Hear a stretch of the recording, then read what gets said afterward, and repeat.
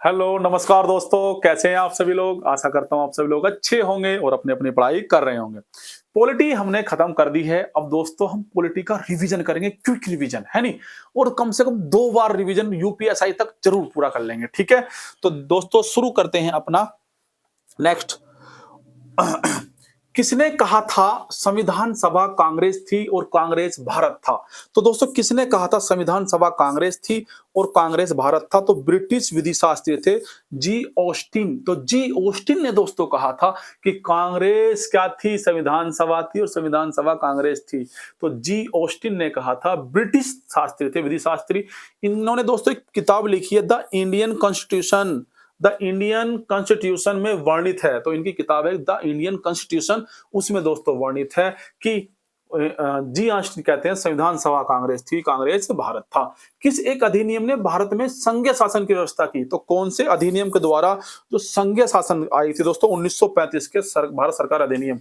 तो भारत सरकार अधिनियम 1935 के द्वारा संघीय, कौन सी दोस्तों, संघीय शासन की व्यवस्था। किसकी व्यवस्था, संघीय शासन की दोस्तों व्यवस्था की गई थी। से अखिल भारतीय संघ की स्थापना के रूप में, तो अखिल भारतीय संघ के स्थापना के रूप में दोस्तों करी गई थी 1935 अधिनियम के तहत। भारत सरकार अधिनियम 1919 में भारतीय सिविल सेवा के लिए एक अलग परीक्षा का प्रावधान किया गया जो भारत में होनी थी। तो ध्यान रखेंगे दोस्तों, एक आया था भारतीय सरकार अधिनियम 1919। जो भारत सरकार अधिनियम 1919 के तहत भारत में सिविल सेवा, जो यूपीएससी की जो दोस्तों जो पेपर होता था पहले ब्रिटेन में होता था, लेकिन 1919 के अधिनियम के द्वारा जो परीक्षा अलग उसका प्रावधान किया गया था जो भारत में ही दोस्तों होनी थी। तो आपसे पूछ लेगा कि जो सिविल सेवा के लिए भारत में होने के लिए जो प्रावधान किया गया था कौन से अधिनियम के तहत किया गया था दोस्तों। तो भारत सरकार अधिनियम 1919, भारत सरकार अधिनियम 1919। भारतीय सिविल सेवा में 1941 में भारतीयों का प्रतिशत यूरोपियों से अधिक था।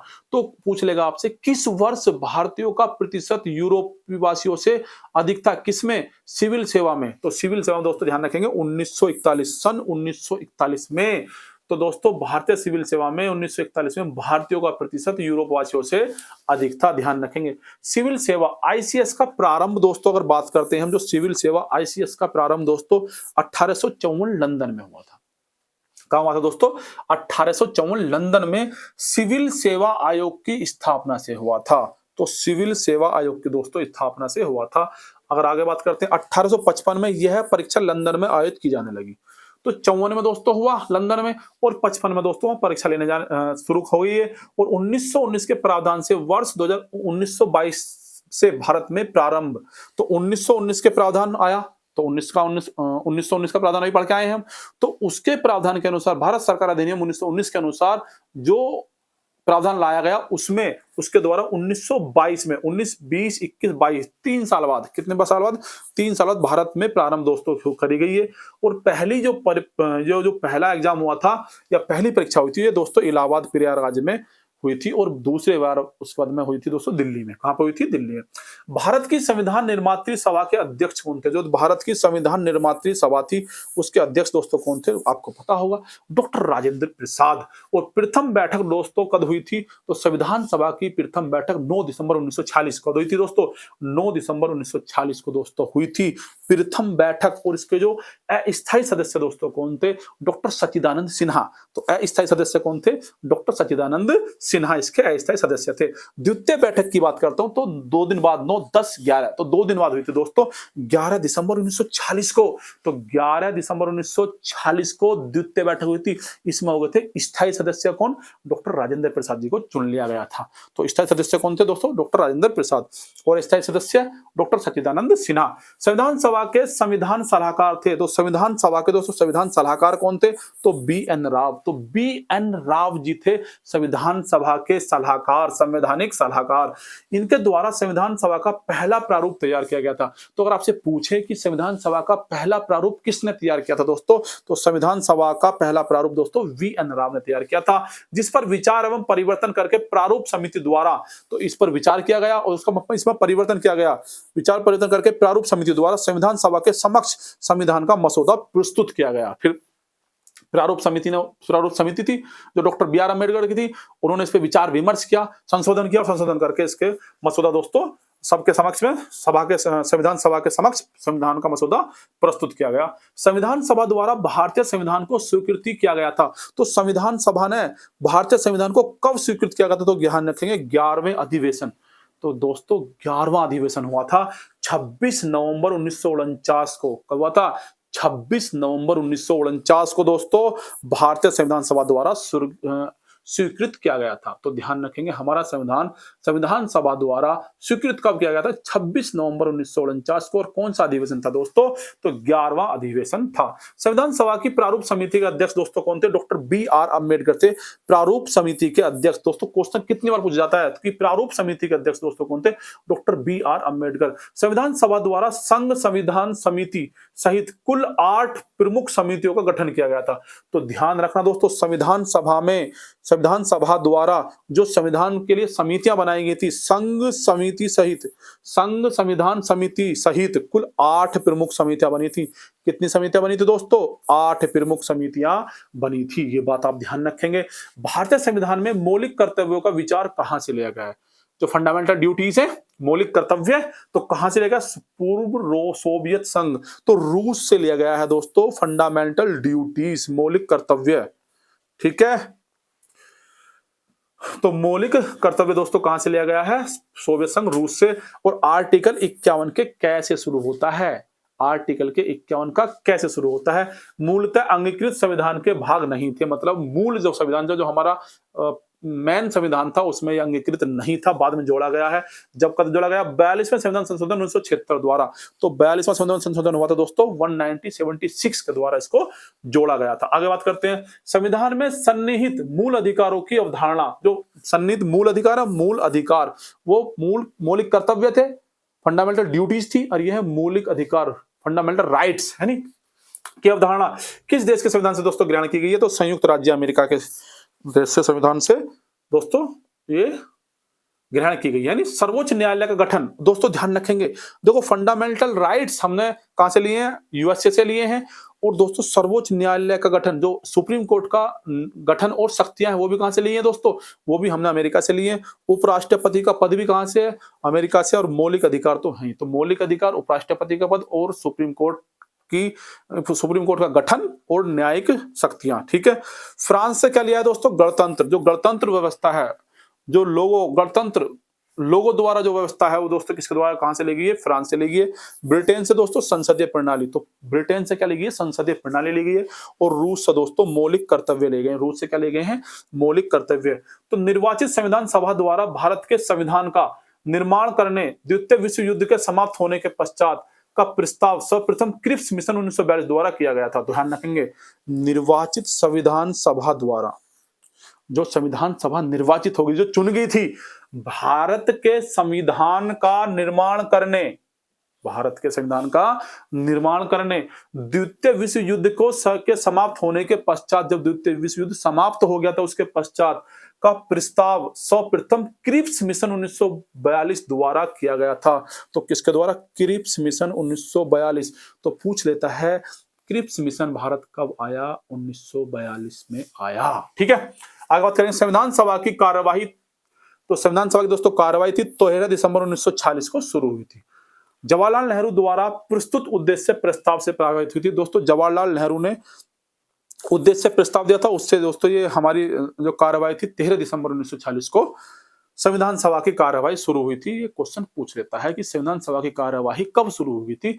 13 दिसंबर 1946, 13 दिसंबर 1946, 13 दिसंबर 1946, जिसे जवाहरलाल नेहरू द्वारा प्रस्तुत उद्देश्य प्रस्ताव से प्रारंभ हुई थी, जिसे 22 जनवरी 1947 को पारित किया गया था। तो 22 जुलाई 1947 को पारित किया गया था। उद्देश्य प्रस्ताव के आधार पर प्रस्तावना का प्रारूप बना। तो उद्देश्य प्रस्तावना के आधार पर प्रस्तावना का प्रारूप बना। तो दोस्तों आपसे पूछ सकता है कि प्रस्तावना का प्रारूप किसके आधार पर बना था? तो उद्देश्य प्रस्ताव के आधार पर दोस्तों बना था। 1946 में संपन्न संविधान सभा, जो 1946 में संपन्न संविधान सभा के प्रारंभिक चुनाव में डॉक्टर भीमराव अंबेडकर अविभाजित भारत के बंगाल प्रांत के पूर्व भाग से निर्वाचित हुए थे। जब संविधान सभा द्वारा दोस्तों जगह जगह से लोगों को चुना गया था, तो जो डॉक्टर BR अम्बेडकर थे वो कहां से निर्वाचित हुए थे? बंगाल के प्रांत से। तो बंगाल का प्रांत, कुछ बंगाल का पार्ट भी था, बिहार वाला पार्ट भी था, उत्तर प्रदेश वाला पार्ट भी था, है नहीं, ये तो संयुक्त प्रांत था हमारा। तो बंगाल प्रांत से जो बंगाल वाला और पश्चिम बंगाल वाला पार्ट था, ठीक है, पश्चिम बंगाल जो है आज, और जो बांग्लादेश है वो वाला एरिया था। तो ये क्या था दोस्तों, वहां से बंगाल के प्रांत से पूर्वी भाग से निर्वाचित हुए थे। किससे? तो बंगाल के पूर्वी भाग से इनको निर्वाचित किया गया, लेकिन बंटवारे के समय बांग्लादेश अलग हो गया, है नहीं, पश्चिम बंगाल अलग हो गया। तो अब वहां पे इनकी कोई वो रही नहीं, सीट कहां रहेगी। तो बाद में यह क्षेत्र पाकिस्तान में चले जाने के कारण, क्योंकि पाकिस्तान को दे दिया था, चले जाने का डॉक्टर बी आर अम्बेडकर भारतीय गणराज्य के बंबई प्रेसिडेंसी के, कौन से, ध्यान रखना दोस्तों, तो बंबई प्रेसिडेंसी के पूना संसदीय क्षेत्र से, कौन से बंबई प्रेसिडेंसी के पूना संसदीय क्षेत्र से उपचुनाव में निर्वाचित होकर भारतीय संविधान सभा में सम्मिलित हुए थे। बात समझ में आई नहीं है? तो इनके लिए एक इस्तीफा दिया था और इनको वहां से चुन लिया गया था। बात समझ में आई नहीं? कहां से? बंबई प्रेसिडेंसी के पूना संसदीय क्षेत्र से।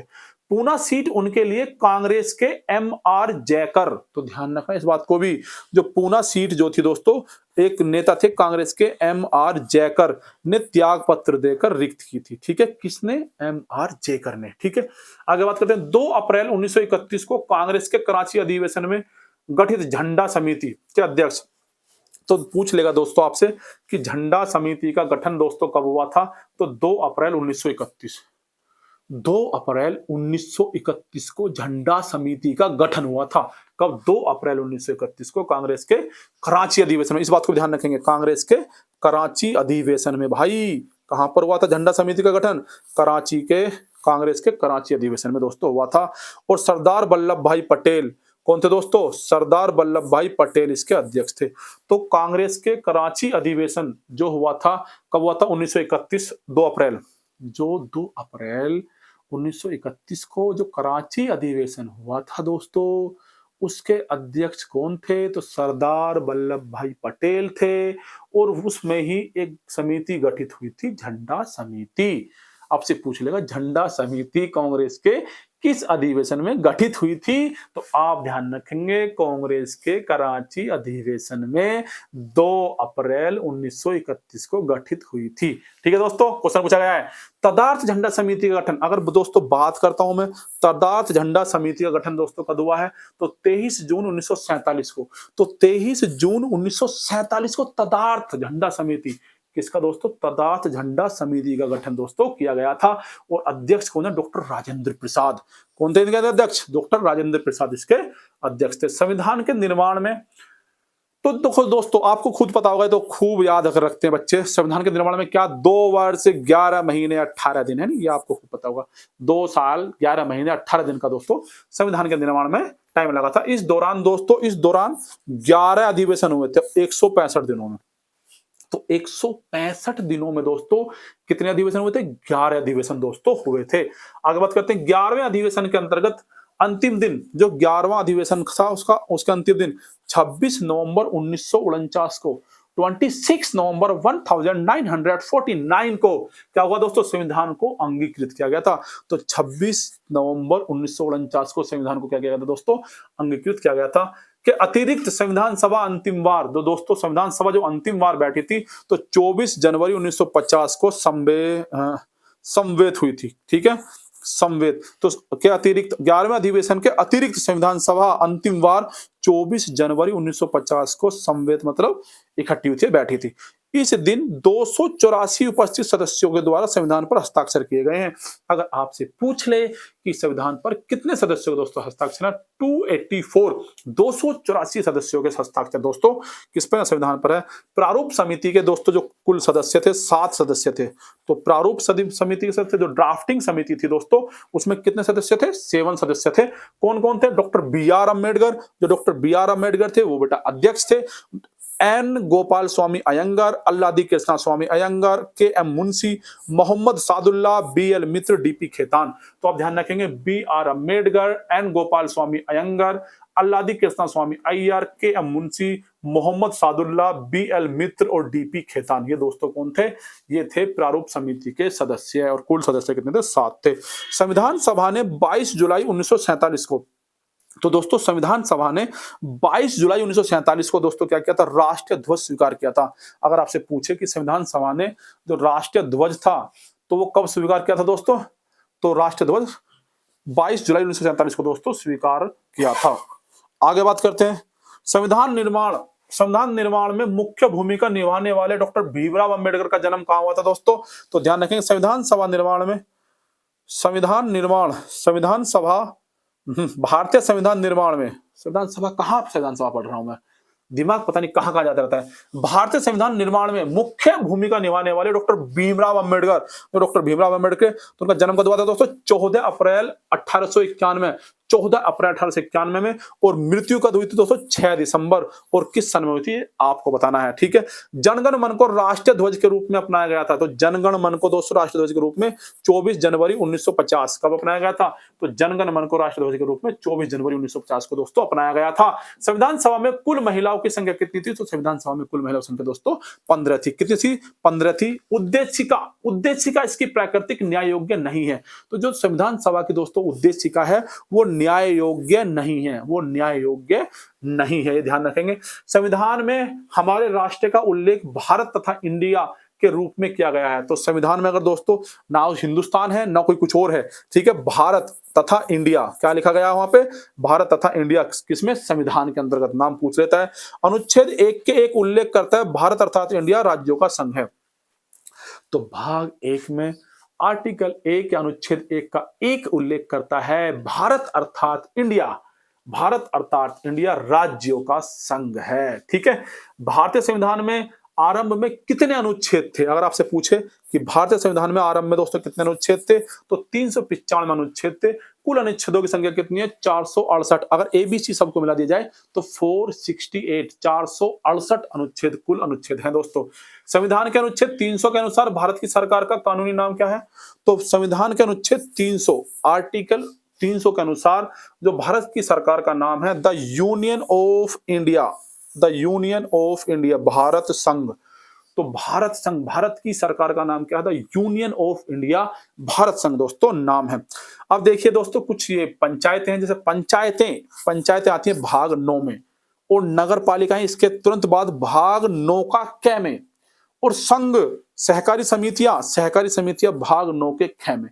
भाग 9 में पंचायतें, भाग 9 के क में नगर पालिकाएं, भाग 9 के ख में सहकारी समितियां।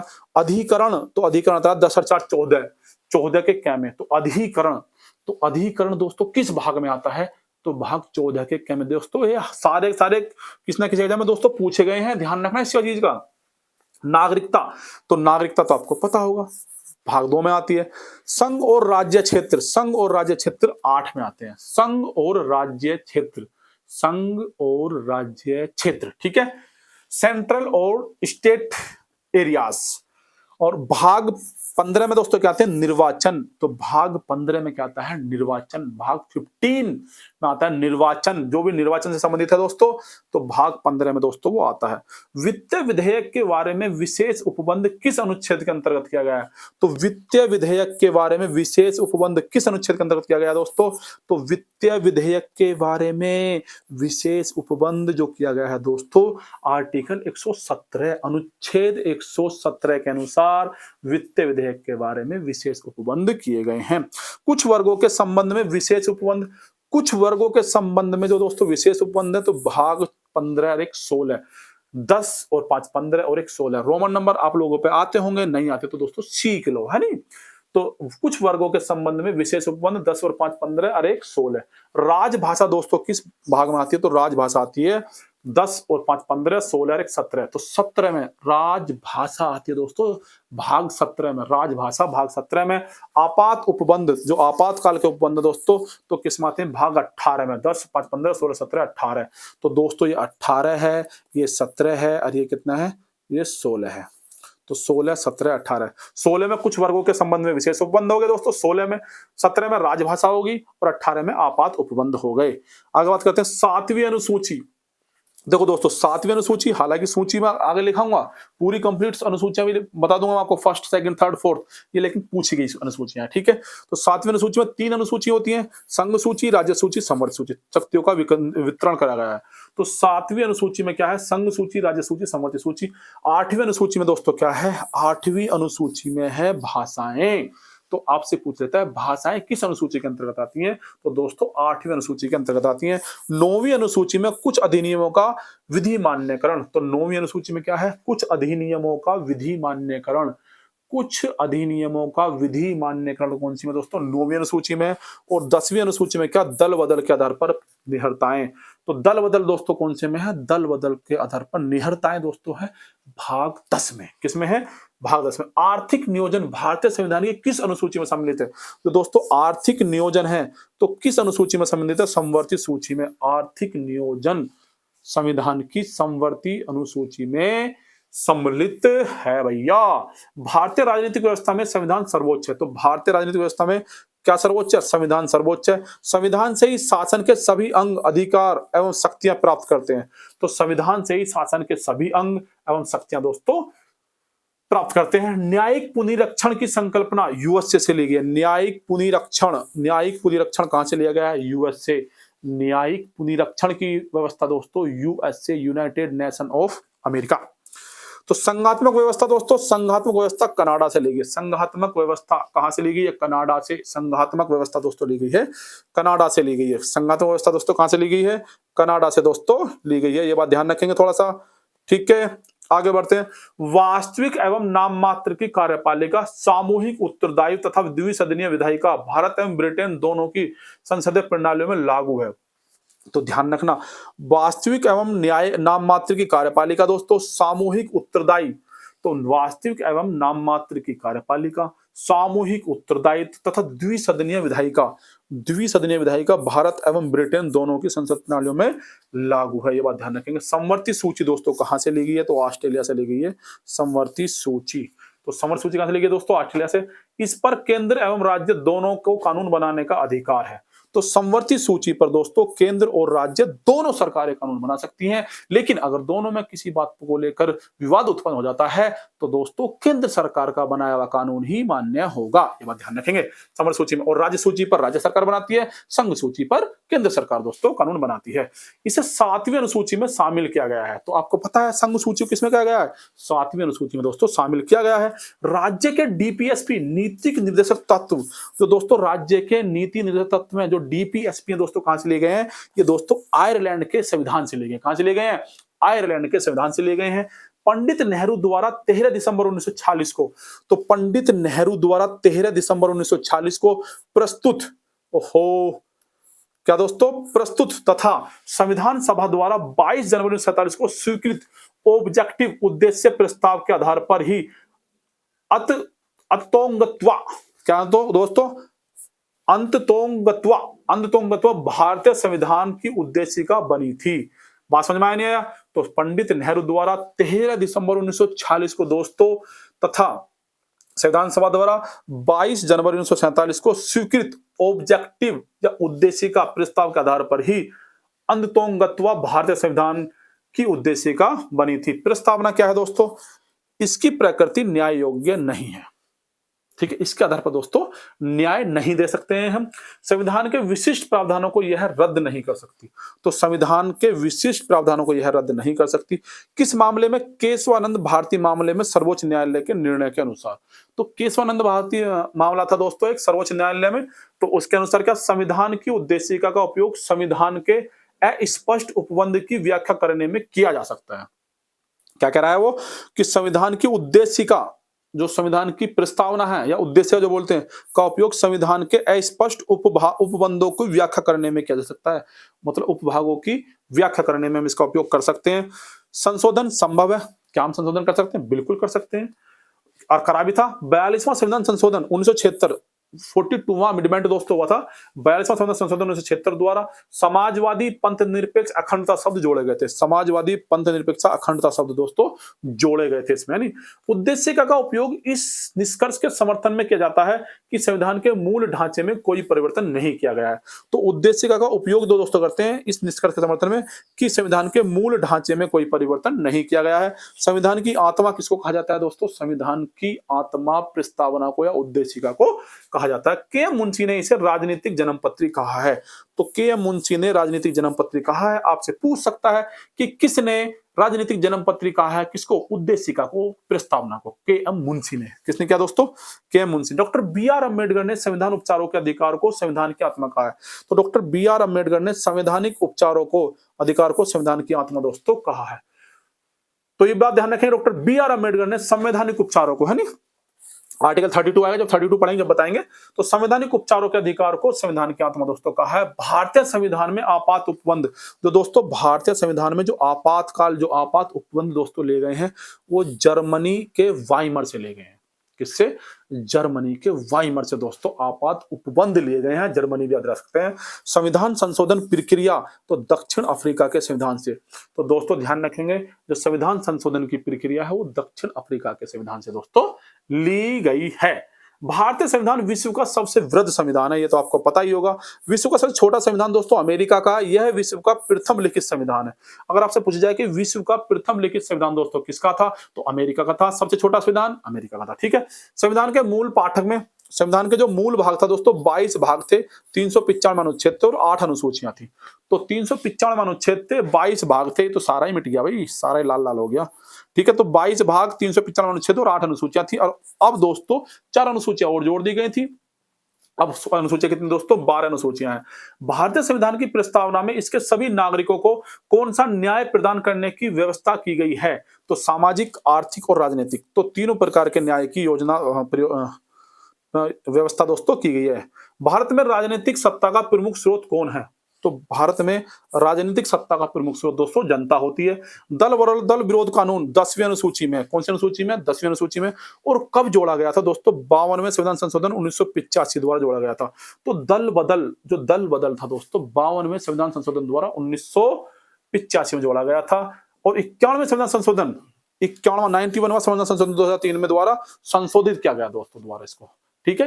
कह दिया गया कि जो निम्न सदन होगा उसके 15% से ज्यादा आप मंत्रिमंडल या मंत्री नहीं बना सकते हैं। ठीक है। ये 91 में ये वैसा अमेंडमेंट किया था। और इस वाले में बस दल बदल नहीं कर सकते आप। ठीक है। अगर एक पार्टी से जीत के दूसरी पार्टी में आप चले जाते हैं तो आपकी मान्यता रद्द हो जाएगी, आपको रिजेक्ट कर दिया जाएगा। ठीक है। तो इसमें ये था। और इसमें क्या था दोस्तों? जो मंत्रिमंडल के सदस्यों की संख्या थी उसको निर्धारित किया गया था 91 में अमेंडमेंट में। इस संशोधन का उद्देश्य दल बदल पर रोक लगाने के प्रावधान की ओर कठोर बनाने के साथ साथ केंद्र, राज्य एवं राज्य मंत्री परिषद के आधार को निर्धारित करना था, है नी। इस संशोधन का उद्देश्य दल बदल को रोक के प्रावधान के कठोर बनाने के साथ साथ केंद्र एवं राज्य मंत्री परिषद के आकार को निर्धारित करना। जैसे 15% तक आप रख सकते हैं निम्न सदन के सदस्यों के द्वारा, है नी। जैसे निम्न सदन क्या होता है? केंद्र में दोस्तों लोकसभा होता है, राज्य में विधानसभा, है नी। तो आप लोकसभा के 15% सदस्य ही मंत्री बना सकते हैं। ऐसी विधानसभा के 15% सदस्य को ही मंत्री बना सकते हैं राज्य में, है नी। संविधान का दूसरा भाग दोस्तों क्या कहता है? संविधान का दूसरा भाग किससे? नागरिकता से है। तीसरा भाग दोस्तों मौलिक अधिकारों से, चौथा भाग नीति निर्देशक तत्वों से, और चौथे का ए भाग मौलिक कर्तव्यों से। तो डीपीएसपी। और पांचवा भाग दोस्तों संघ से है, सेंट्रल से है नी। तो अनुसूची और विषय, जैसे दोस्तों पहली अनुसूची है संघ राज्य एवं संघ राज्य क्षेत्र के बारे में उपबंध कराती है। दूसरी अनुसूची में संवैधानिक प्राधिकारियों के वेतन, जो वेतन और भत्ते हैं, दूसरी अनुसूची में आते हैं। तीसरी में दोस्तों शपथ आती है, जो सीजीआई वगैरह, राष्ट्रपति वगैरह इन सबको शपथ दिलाने का काम होता है। तीसरी अनुसूची बताती है। चौथी अनुसूची राज्यसभा के स्थानों के आवंटन के लिए। तो चौथी अनुसूची बताती है राज्यसभा के स्थान, जैसे राज्यसभा में कितनी कितनी सीटें कहां से आएंगी, वो चौथी अनुसूची बताती है दोस्तों। और पांचवी अनुसूची अनुसूचित क्षेत्र, अनुसूचित जनजाति क्षेत्र के प्रशासन और नियंत्रण के बारे में उपबंध कराती है। छठी अनुसूची दोस्तों असम, मेघालय, त्रिपुरा और मिजोरम राज्यों में जनजातीय क्षेत्रों के प्रशासन के प्रावधान क्या कराती है दोस्तों? असम, मेघालय, त्रिपुरा, मिजोरम राज्यों में जनजातीय क्षेत्रों के प्रशासन में प्रावधान कराती है। और सातवीं अनुसूची दोस्तों क्या कहलाती है? संघ राज्य एवं मैंने आपको बताया था 3 सूचियां हैं, संघ सूची, राज्य सूची, समवर्ती सूची, है नी। तो 7वीं अनुसूची में दोस्तों 3 सूचियां आती हैं, संघ सूची, राज्य सूची एवं समवर्ती सूची। 8वीं अनुसूची की दोस्तों बात करते हैं तो 8वीं अनुसूची में आती है दोस्तों भाषा। कौन सी आती है? भाषा। और 9वीं अनुसूची में आती है भूमि सुधार। 9वीं अनुसूची में दोस्तों क्या आती है? भूमि सुधार आती है। और 10वीं अनुसूची में आता है दल बदल परिवर्तन। दल परिवर्तन आता है 10वीं अनुसूची में। और 11वीं अनुसूची में दोस्तों आती है पंचायतें। और 12वीं अनुसूची में आती है नगर पालिकाएं। 12वीं अनुसूची में क्या आती है दोस्तों? नगर पालिकाएं। भारत का राष्ट्रीय पशु है, क्वेश्चन है, भारत का राष्ट्रीय पशु, बहुत तगड़ा क्वेश्चन है दोस्तों। तो कौन है दोस्तों? बाघ नहीं, बाघ दोस्तों कौन है? बाघ या पैंथेरा टाइग्रस। तो आपको पैंथेरा टाइग्रस भी मिल सकता है या बाघ मिल सकता है। तो बाघ परियोजना दोस्तों कब शुरू की गई थी? तो बाघ परियोजना 1973 में शुरू करी गई थी। बाघ परियोजना 1973 में शुरू करी गई थी। भारत का राष्ट्रीय पक्षी दोस्तों क्या है? भारत का राष्ट्रीय पक्षी मोर। वैज्ञानिक नाम क्या? पावो क्रिस्टेटस। क्रिस्टेटस, तो पावो क्रिस्टेटस मोर का नाम है। अब हम कुछ राज्य हैं, कुछ प्रांत और कुछ राज्य हैं, ठीक है। तो राज्य कब बना है, प्रांत कब बना, जैसे पश्चिमी बंगाल, तो पश्चिम बंगाल दोस्तों प्रांत था 15 अगस्त 1947 और 26 जनवरी 1950 को ये राज्य बना। तो 26 जनवरी 26 जनवरी, अब बस ये तो 26 जनवरी 26 जनवरी, ठीक है। ये 25 जनवरी 1971 को राज्य बन गया था। कौन सा, हिमाचल प्रदेश, ये बात ध्यान रखेंगे थोड़ी सी। बाकी तो ये 26 जनवरी 1950 को ही राज्य बने हैं। जो पश्चिम बंगाल था 15 अगस्त 1947 को दोस्तों प्रांत बना था, ठीक है, और 26 जनवरी 1950 को राज्य बना है। और असम, अगर दोस्तों मैं असम की बात करता हूं तो 15 अगस्त 1947 को 15 अगस्त 1947 को प्रांत बना और 26 जनवरी 1950 को ये राज्य का दर्जा ले लिया। और पंजाब दोस्तों 15 अगस्त 1947 को प्रांत बना और 26 जनवरी 1950 को राज्य का दर्जा दोस्तों ले लिया। आगे बात करते हैं दोस्तों राज्यों के निर्माण का सही आरोही क्रम। अगर दोस्तों राज्यों के निर्माण की बात करता हूं, सबसे पहले इन जो राज्य दे रखे हैं ये क्वेश्चन पूछा गया है, ठीक है। नागालैंड, उसके बाद मेघालय बनाया, फिर सिक्किम बनाया, फिर अरुणाचल प्रदेश। तो बस थोड़ा सा एक आइडिया रखना कि नागालैंड, सबसे पहले नागालैंड, उसके बाद मेघालय, सिक्किम, अरुणाचल प्रदेश, ठीक है। नागालैंड, मेघालय, सिक्किम, अरुणाचल प्रदेश, डेट याद रखने की जरूरत नहीं है। फिर झारखंड बना, फिर तेलंगाना 2014 में बना। भाषाई आधार पर राज्यों का पुनर्गठन किस वर्ष में किया गया था, तो भाषा के आधार पर दोस्तों राज्य का पुनर्गठन किया गया था 1956 में।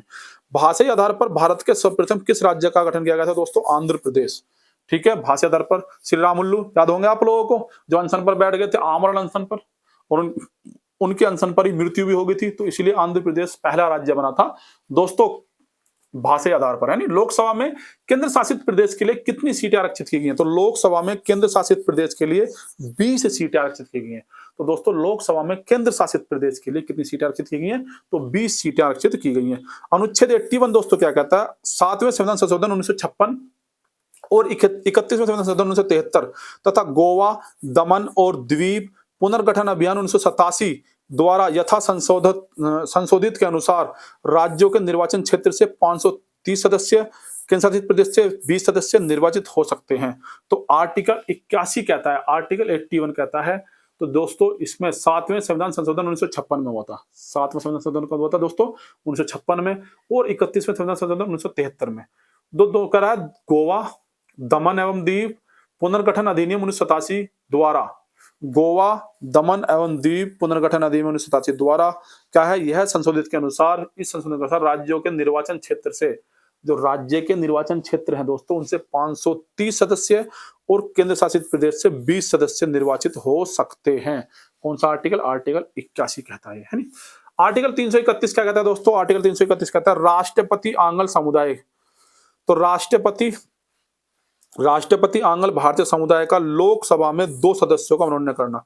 अब तो दोस्तों इसको खत्म कर दिया गया, तो राष्ट्रपति 2 आंगल इंडियन को, ठीक है, कहां करता था, लोकसभा में मनोनयन कर सकते थे, ठीक है। 104वें संविधान संशोधन अधिनियम 2019 के द्वारा, तो 104वां अमेंडमेंट हुआ था दोस्तों सन 2019 में, कब हुआ था, सन 2019 में। तो इसके अनुसार इसको खत्म कर दिया गया है। आर्टिकल 334 आरक्षण समाप्त संबंधी प्रावधान। तो आरक्षण समाप्त संबंधी प्रावधान दोस्तों को इसमें है 334 में संशोधन कर आंगल भारतीय समुदाय की सीटों की को निष्प्रभावी कर दिया गया है। तो ध्यान रखेंगे आर्टिकल 334 में संशोधन कर दिया गया है, आंगल भारतीय समुदाय की सीटों को निष्प्रभावी दोस्तों कर दिया गया है। संघ राज्य क्षेत्र को लोकसभा सीटों की संख्या, तो संघ राज्य क्षेत्र की लोकसभा सीटों की संख्या दोस्तों देखो 19 सीटें आती हैं, जैसे दिल्ली से 7 आती हैं, अंडमान निकोबार से 1, चंडीगढ़ से 1, और ये दादर नागर हवेली, दमन और द्वीप से नहीं 2, लक्षद्वीप से 1, जम्मू कश्मीर से 5, लद्दाख से दोस्तों 1 आती है, पांडिचेरी से 1 आती है, 19 सीटें इस तरह से। ये छोड़ो इसको। राज्यसभा में सीटें दोस्तों 8, दिल्ली से 3 है। तो राज्यसभा में दोस्तों जो सीटें हैं दिल्ली से कितनी है, 3 है, पांडुचेरी से 1 है, जम्मू और कश्मीर से दोस्तों 4 सीटें हैं। भारत में कितने राज्य हैं दोस्तों, 28 राज्य हैं, है नहीं।